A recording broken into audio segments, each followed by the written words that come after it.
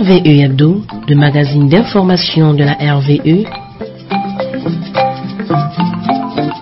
Bienvenue, mesdames et messieurs, à l'écoute de votre hebdomadaire Espace catholique. La lucarne ouverte sur l'église particulière qui est à Bafoussam, au sommaire de ce numéro.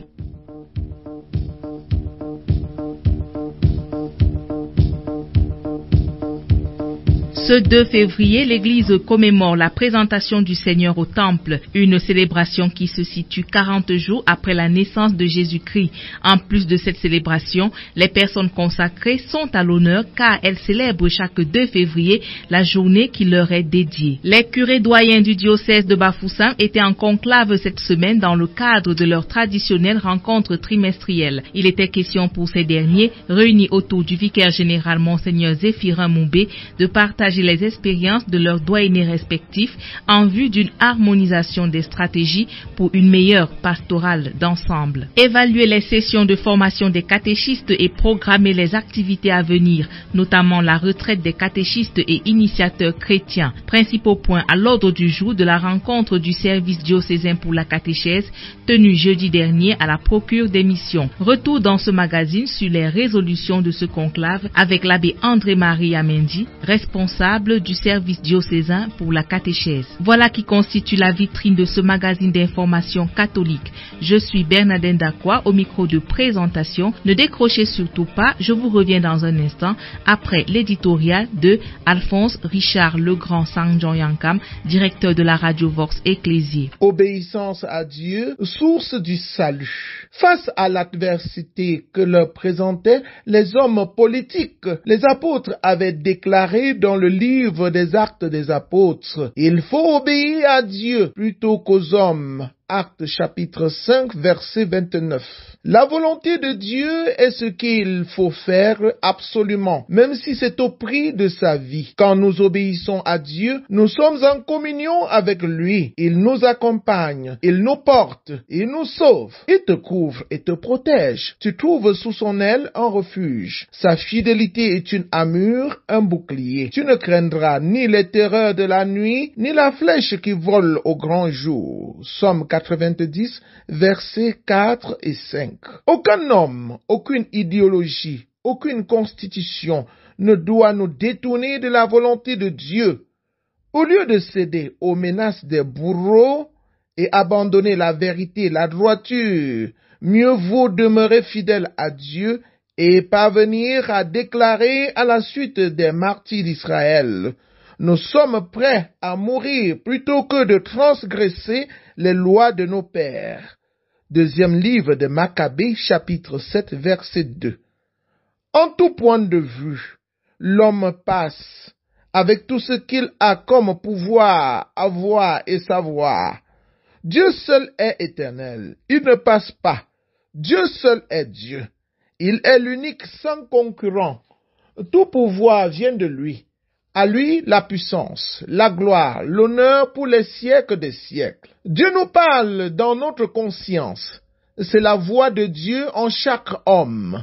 Celui qui obéit à sa conscience obéit à Dieu. La voix de Dieu, c'est la voix de la vérité, de la justice, de la paix, de l'amour. Alors, vous connaîtrez la vérité et la vérité vous rendra libre.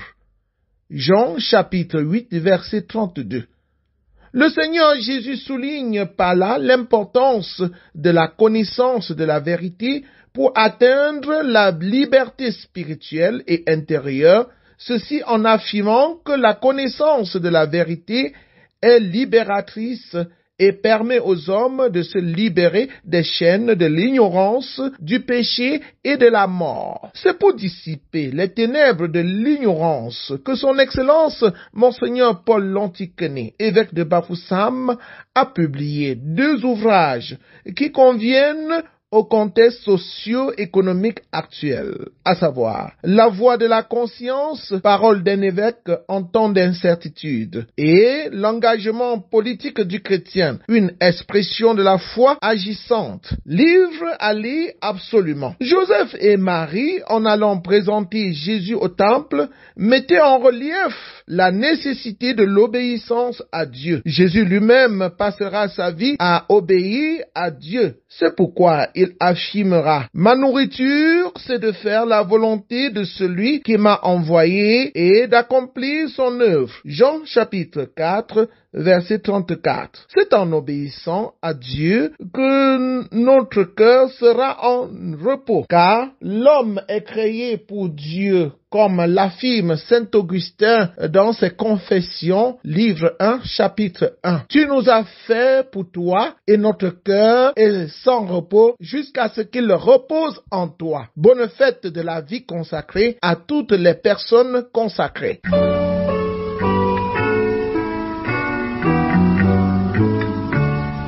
L'Église comme elle va dans le diocèse de Bafoussam. L'Église catholique romaine célèbre chaque 2 février la présentation du Seigneur au Temple, une étape importante de la vie de Jésus-Christ, aussi appelée fête de la purification. Cette fête commémore la pratique juive de la purification de la mère après l'accouchement et la présentation de l'enfant à Dieu dans le Temple. Plus de précisions avec l'abbé Armand Noël de Feutala, curé doyen de Banjoun. La fête de la présentation du Seigneur est cette fête qui célèbre un événement important dans la vie de Jésus. Elle est inscrite dans le calendrier liturgique le 2 février de chaque année, soit 40 jours après la nativité. Les parents de Jésus, Marie et Joseph, l'amènent au temple pour le présenter au Seigneur selon la loi juive. Il faut préciser que la présentation de Jésus est associée au rite de purification des parents de Jésus, comme nous pouvons le lire. Et lorsque furent accomplis les jours pour leur purification, selon la loi de Moïse, ils l'amenaient, il s'agit de Marie et Joseph, à Jérusalem pour le présenter au Seigneur, comme fait Luc chapitre 2, verset 22. La fête de la présentation de Jésus au Temple rappelle ainsi que la destinée de l'homme, c'est d'être avec son Créateur. Nous écoutons à cet effet l'abbé William Tatou Ndormo, le vice-chancelier du diocèse de Bafoussam, est au micro de Marie-Philomène Gungam. Non seulement en tant que fils premier-né, c'est-à-dire pas nécessairement premier parce qu'il a des suivants, mais tout enfant qui ouvre le sein maternel est racheté à Dieu, parce que lorsque Dieu, par sa main puissante, a fait ce signe où il a fait périr les fils d'Égypte pour racheter Israël, eh bien il s'est consacré lui-même tous les premiers-nés d'Israël. Et donc, en tant que fils qui ouvre le sein maternel, il appartient au Seigneur. Et maintenant, si l'on compare, on met par exemple en parallèle la présentation de Jésus au temple et le don de Anne, la mère de Samuel, qui apporte son fils et le laisse au temple, on comprend en regardant, bon ça c'est médité au 4e mystère joyeux, en regardant le 5e mystère joyeux où Jésus, dès la première fois où il arrive à 12 ans à la bar mitzvah, à sa majorité spirituelle pour les juifs, lorsqu'il arrive en son pèlerinage à Jérusalem, il reste là-bas. Et donc la présentation de Jésus au temple n'est pas une présentation du genre, regardez, vous l'avez vu, ok, bye bye, nous le ramenons chez nous. Mais c'est une présentation du type, le voici, il est à vous, il vous appartient. Et c'est pourquoi Jésus dit, et il ne ment pas bien sûr, ne saviez-vous pas que je devais être dans la maison de mon Père? Telle est sa vocation, telle est sa place, et ses parents, en l'amenant au temple, font un don total. Et la présentation de Jésus donc au temple, c'est comme un but qui est atteint, parce que la destinée de l'homme, c'est d'être avec Dieu. L'homme est créé et mis sur la terre pour connaître Dieu, l'aimer, le servir et être à jamais avec lui. Revisitons pour finir les fondements bibliques de la fête de la présentation du Seigneur. Nous écoutons l'abbé Edmond Pascal Kagotassé, membre du service diocésain de la pastorale biblique. Dans l'évangile que nous lisons ce jour, lorsqu'ils sont au temple, Siméon voit l'enfant Jésus ému jusqu'à dans ses entrailles. Puis, il fait sa belle prière. Il remercie le Seigneur de lui avoir donné la grâce de voir le Messie et reconnaît le Messie comme la lumière qui éclaire les nations. Cette fête est également appelée la fête des lumières, pour nous rappeler que Jésus est justement cette lumière qui vient briller dans les ténèbres et pour nous inviter à accueillir cette lumière. Pendant la messe de la fête de la présentation, on est invité à commencer par une procession de lumière. Cette procession de lumière a pour but principal de nous enseigner que nous sommes baptisés, et en tant que baptisés, nous sommes aussi lumière. Jésus avait dit, vous êtes sel de la terre, lumière du monde. Et notre lumière, nous la tirons de la grande lumière du Christ, et nous devons la refléter autour de tout ce que nous rencontrons dans notre vie de chaque jour. Et finalement, cette fête est également la fête des religieux et religieuses. Pourquoi? Parce qu'à l'exemple de Jésus qui s'est consacré totalement et entièrement, et qui est resté toute sa vie au service du Seigneur, il n'a pas été racheté, gardons cela en esprit. Les religieux et religieuses, par les vœux religieux, c'est-à-dire les vœux de pauvreté, de chasteté et d'obéissance, quittent tout, quittent leur famille, quittent tout ce qu'ils font, tout ce qu'ils aiment, et s'attachent totalement, ou mieux encore se consacrent totalement, entièrement au service du Seigneur. Ils sont disponibles jour et nuit, dans la prière, dans le service de la charité, dans la prédication de la parole, au service du Seigneur. C'est pour ça qu'en ce jour, nous célébrons également la fête de leur consécration. Vous l'avez suivi, ce 2 février est également journée de la vie consacrée qui désigne aujourd'hui toute personne ou tout groupe de personnes qui s'engagent au célibat à cause du Christ et de l'Évangile, notamment les religieux et religieuses. Le père Roméo Nkegneux, prêtre missionnaire xavérien, nous parle des exigences de la vie religieuse. Les exigences de la vie religieuse, il faudra être simple et comprendre simplement que la vie religieuse a une valeur prophétique. Une valeur prophétique dans le sens que le consacré est chargé d'annoncer par le témoignage de sa vie, que l'amour de Dieu est ce qui seul peut combler le cœur de l'homme. En fait, c'est ça, le témoignage de vie par sa vie, tout seul, mais aussi l'exigence de penser que Dieu seul peut combler le cœur de l'homme et donner sens à la liberté de l'homme et à ce qu'il possède. C'est finalement se remettre en Dieu. Il y a cette belle chanson du frère Joseph Ngunthe du monastère cistercien de Koutaba. Le travail, la prière en Dieu, le silence, c'est ma vie. Dans le souffle de l'esprit est ma vie. Bien évidemment, ça, c'est la caractéristique, on pourrait dire, des premiers consacrés. Pèlerins de l'espérance sur le chemin de la réconciliation et de la paix.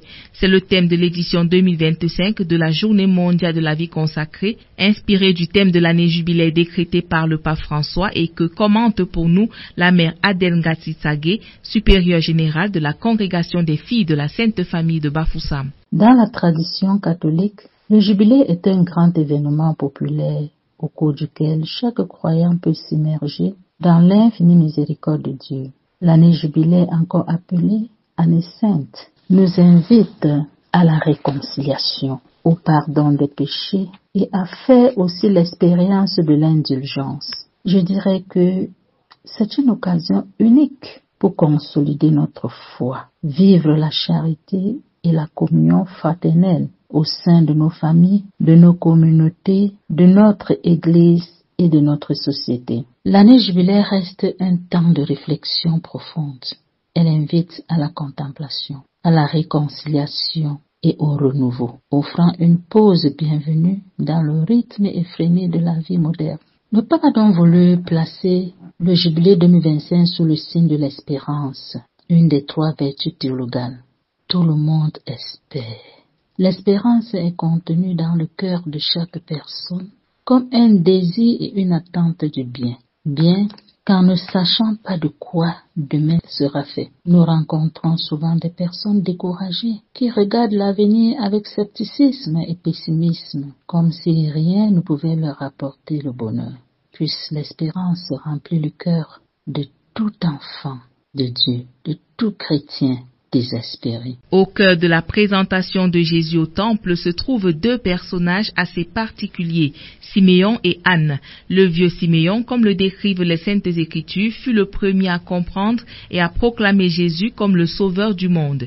La veuve Anne, quant à elle, est le modèle des membres de l'association des veuves chrétiennes Sainte Anne qui célèbrent leur fête patronale chaque 2 février. Madame Alice Sueban est la présidente diocésaine de cette association. Elle nous présente leur sainte patronne Anne, la prophétesse. Le 2 février représente pour nous une très grande fête. C'est notre fête patronale, Sainte Anne la prophétesse. Fille de Phanuel de la tribu d'Arsée, après 7 ans de mariage, elle est restée veuve, servant Dieu nuit et jour dans le jeûne et la prière. Elle ne s'éloignait pas du temple. Elle a eu la grâce à 84 ans d'être là à la présentation de Jésus. Elle a commencé à chanter les louanges de Dieu, parlant de l'enfant Jésus à tous ceux qui attendaient la libération de Jérusalem. Nous la fêtons tous les 2 février dans toutes les paroisses où se trouve l'association. Le 2 février, fête dans toutes les paroisses en tenue avec une bougie et offrande.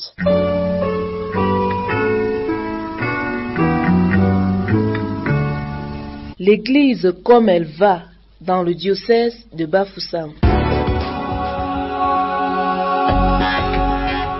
La paroisse Sainte-Catherine de Sienne de Fumban, chef-lieu du doyenné éponyme, a abrité mardi dernier la 2e rencontre annuelle de la structure des curés doyens, cet organe que présente Monseigneur Zéphirin Moumbé, vicaire général du diocèse de Bafoussam. Il existe dans le diocèse de Bafoussam une structure dénommée structure des curés doyens. Cette structure a été créée suivant les dispositions des canons 553. 554 et 555. C'est une structure créée pour une bonne collaboration, pour une bonne concertation et une bonne coordination de l'action pastorale diocésaine. Elle est rattachée au vicariat général. Cette structure, au courant de l'année pastorale, a 4 rencontres.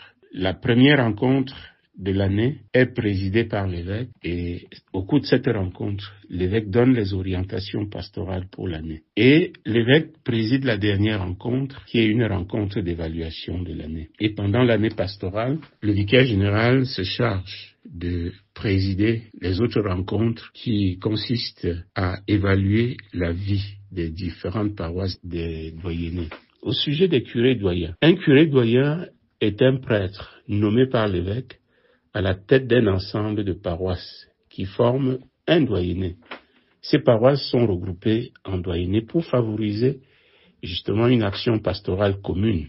Et la mission du curé doyen peut se résumer en 3 points. 1. Promouvoir et coordonner l'action pastorale commune dans le doyenné. 2. Soutenir l'activité des prêtres en service dans le doyenné. 3. Exercer une vigilance sur l'ensemble de la vie des paroisses du doyenné. Voilà les 3 grands points qui définissent la mission du curé doyen dans son doyenné. Plus concrètement, quelles sont les attributions du curé doyen?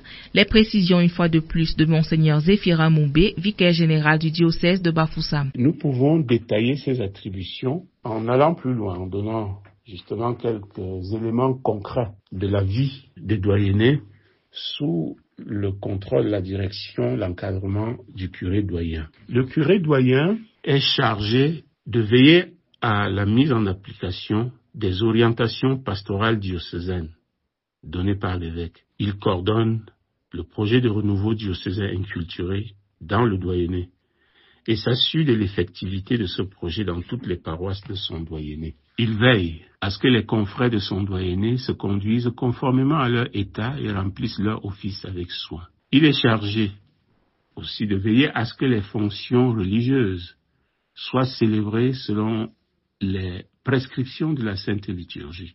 Le curé doyen veille à ce que les registres paroissiaux soient correctement tenus et conservés convenablement dans les paroisses. Et ceci implique une visite programmée ou non programmée dans les paroisses pour s'assurer que les différents registres sont bien tenus. Le curé doyen s'assure que les rencontres décanales se déroulent régulièrement par sa convocation et sous sa présidence. Il veille aussi à l'exécution des décisions épiscopales. Il représente dans son doyenné l'évêque auprès des autorités de son ressort territorial. Il est chargé de créer une communauté de travail pastoral efficace entre les prêtres, les religieux et les laïcs. À présent, nous suivons le compte rendu de cette 2e rencontre annuelle des curés doyens avec l'abbé Gilbert Ketcha, curé doyen de Fumban. Nous, du doyenné de Fumban, exprimons notre gratitude au Seigneur pour avoir conduit jusqu'à Fumban, cité des arts, les doyens, qui sont des incarnations, je pourrais le dire, de toutes les paroisses du diocèse de Bafoussam. L'ordre du jour de la rencontre a porté sur la prière dirigée par le doyen hôte de Fumban, l'abbé Gilbert Ketcha, suivi du mot du vicaire général. Dans ses propos, il a tenu à transmettre les salutations de son Excellence Monseigneur Paul Lonsikene, évêque du diocèse, ainsi que sa gratitude pour le travail fait par chacun dans son champ pastoral, sans oublier ses souhaits de voir vivre avec plus d'intérêt cette année jubilaire de l'espérance et de pouvoir aider les fidèles à en tirer des fruits qui les aideront à demeurer inébranlables devant les situations déconcertantes de la vie. Après le mot du vicaire général a suivi la présentation du rapport de la dernière rencontre tenue dans le douanier de Bafoussam en octobre passé et son exploitation. Celui-ci a été suivi par la présentation succincte et claire des différents rapports des doyennés par chaque doyen. Les échanges sur ces rapports ont été faits. Les nouvelles du diocèse et autres communications. Un aperçu sur les états des honoraires de messe. Il ressort de cette rencontre qui a pris fin à 15 heures la joie de partager la vie des doyennés qui permet à chacun d'avoir une idée générale de la vie du diocèse, que les doyens devraient demeurer ces intermédiaires pour relayer les informations de part et d'autre, puisse le Seigneur continuer à bénir tous ses envoyés. La salle des réunions de la Procure des missions a abrité jeudi dernier la rencontre de la commission diocésaine pour la catéchèse. Il s'est agi pour les membres de ce service d'évaluer les sessions pédagogiques organisées dans les doyennés pendant le premier trimestre écoulé. Le compte rendu de cette rencontre avec l'abbé André-Marie Yamenji, responsable du service diocésain pour la catéchèse. Nous avons tenu notre rencontre du service diocésain à la catéchèse. Le quorum était largement atteint. Sur 12, nous étions 8. C'est bien. Nous rendons grâce à Dieu pour cela. 2 points nous ont préoccupés en dehors de la prière par laquelle nous commençons et terminons. Alors, le premier point majeur, c'était l'évaluation du travail fait jusqu'ici. Et le dernier travail que nous avons fait, c'était la session de formation des catéchistes dans l'ensemble du diocèse. Nous notons qu'il y a eu très peu d'affluence à ces formations-là au mois de décembre. Et la raison, c'était le manque de sensibilisation. Il n'y a pas eu une grande sensibilisation. Par rapport à ce problème rencontré, nous avons pris des décisions pour que, à l'avenir, on ait une participation, une présence acceptable des catéchistes de chaque doyenné. Alors, c'est pour cela que nous avons décidé d'intensifier l'utilisation des moyens de communication actuels. Par exemple, nous allons créer des groupes WhatsApp, des forums WhatsApp appropriés, en l'occurrence 2. Deuxième point, porté sur la programmation du travail à faire au cours de cette année jubilaire. À savoir, le travail principal, ce sont les retraites jubilaires. Dans la programmation, le découpage du travail de la catéchèse pendant cette année, on avait prévu des séries de retraites. Nous avons, compte tenu des contraintes budgétaires, ramené cela à une série de retraites qui pourrait avoir lieu à 3 endroits différents. Nous avons déterminé. Ça reste à confirmer. Par exemple, il y aura 4 doyennés qui vont se réunir à Kassap, au centre d'accueil de Kassap, 4 doyennés, c'est-à-dire Bangante, Banjun, Paham, Payangab. À Babeti, il y en aura 5. Et à Koutaba ou bien à Kwekong, 4 doyennés aussi. Ça va faire 13 doyennés au total. Le thème, ce sera le même. Nous partirons de Matthieu, chapitre 16, la profession de foi de Pierre. Il faudrait qu'au terme de ces 3 jours de retraite, chaque catéchiste fasse sa propre profession de foi. Parce qu'il aura passé 3 jours pour essayer de voir à quel moment il est devenu chrétien.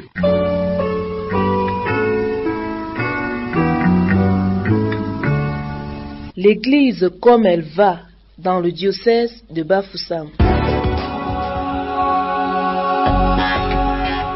Le collège bilingue Saint-Thomas d'Aquin de Bafoussam a célébré ce vendredi en différé sa fête patronale. Pour donner plus d'éclat et de solennité à l'événement, cette communauté éducative a célébré son saint patron, initialement inscrit au calendrier liturgique chaque 28 janvier. Cette célébration a vu la présence de nombreux prêtres, parents et partenaires du collège venus rendre grâce à Dieu pour le don de ce saint qui a su en son temps allier la foi et la raison.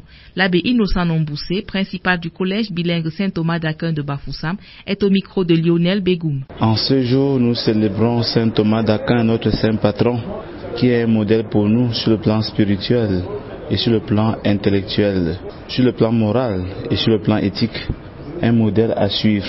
Saint Thomas, ce prêtre qui a recherché la sainteté et aussi la science. Et nous connaissons les 5 preuves d'existence de Dieu de Saint Thomas d'Aquin, un philosophe et un théologien. Le collège Saint Thomas d'Aquin est un collège bilingue, cycle complet, de la 6e en terminale et de From 1 en From 5. C'est la référence dans la région de l'Ouest, sur tout le plan. Sur le plan intellectuel, surtout sur le plan disciplinaire. Et les élèves adhèrent vraiment. Et ils n'ont pas de choix. Parce que sans discipline, on ne peut pas avoir de bons résultats. Et nous comptons sur les parents, qui sont vraiment pour nous des partenaires, qu'on collabore ensemble pour le bien de ces enfants. Comme je l'ai dit pendant la messe, notre société a besoin des enfants bien formés, des enfants vertébrés et non invertébrés. Nous comptons aussi sur l'aide de Dieu et d'abord sur l'aide de Dieu que notre Seigneur protège ses enfants contre les fléaux qu'on rencontre aujourd'hui, la drogue, la délinquance juvénile.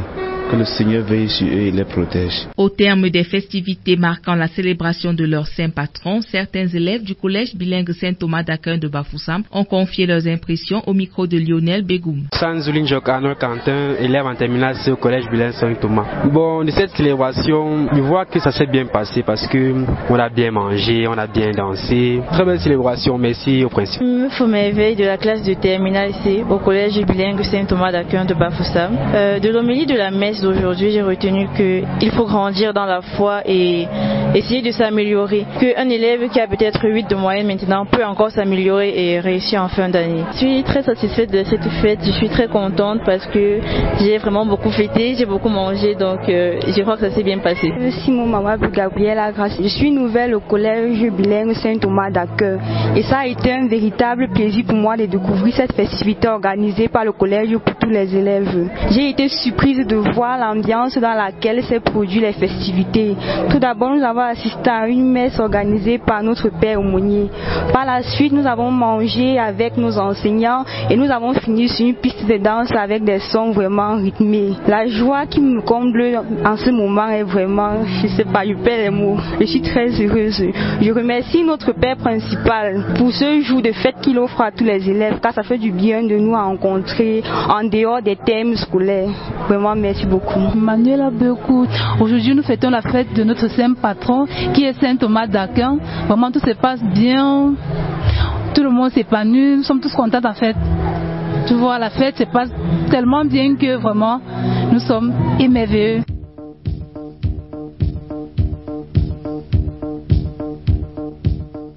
Voilà qui fait l'essentiel de l'actualité dans le diocèse de Bafoussam cette semaine. Technique, Hugo Wansi. Rédaction et présentation, Bernadette Dakwa. Prenons rendez-vous la semaine prochaine, même heure, même fréquence, pour une nouvelle édition des informations catholiques. Prenez soin de vous.